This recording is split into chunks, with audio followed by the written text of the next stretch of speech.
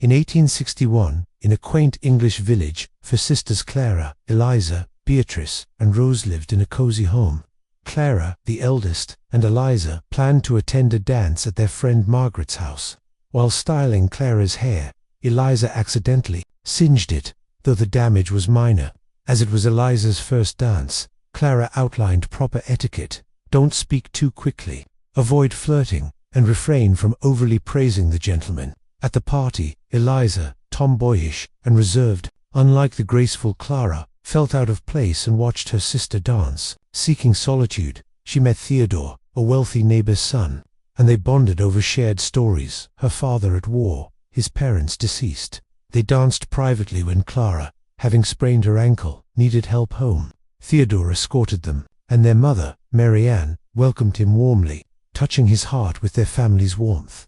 Christmas brought the sisters together to share dreams. Clara wanted to act, Eliza to write novels, Beatrice to paint, and Rose to play the harp. For her family, moved, they embraced Rose. Marianne, returning from the struggling Norton family, proposed sharing their food and blankets. The sisters agreed. Theodore and his grandfather later gifted them abundant food. Marianne read a letter from their father, making it a joyful Christmas despite his absence. Eliza visited her wealthy, frugal aunt Eleanor weekly to learn manners, though she craved independence, not marriage. Eleanor planned to leave her fortune to Eliza. Clara and Eliza attended a play, with Theodore and his tutor, William. Beatrice, smitten with Theodore, couldn't join the theater. William admired Clara. At home, Eliza found her manuscript burned by a jealous Beatrice. Furious, Eliza argued until Marianne intervened. Beatrice sought forgiveness, but Eliza remained cold. During a walk with Theodore, Beatrice fell through ice, and Eliza and Theodore saved her. Eliza confided her temper to Marianne, who shared her own past struggles, encouraging control. Months later, on a coastal vacation with Theodore, William, and Charles, Clara and William grew closer, as did Eliza and Theodore, nicknamed Theo. Beatrice sketched Theodore secretly. When their father was hospitalized, Eliza sold her hair to help Marianne visit him. Rose, alone, aided the Nortons and gifted Theodore's grandfather a scarf. He gave her a harp, noting her resemblance to his late daughter.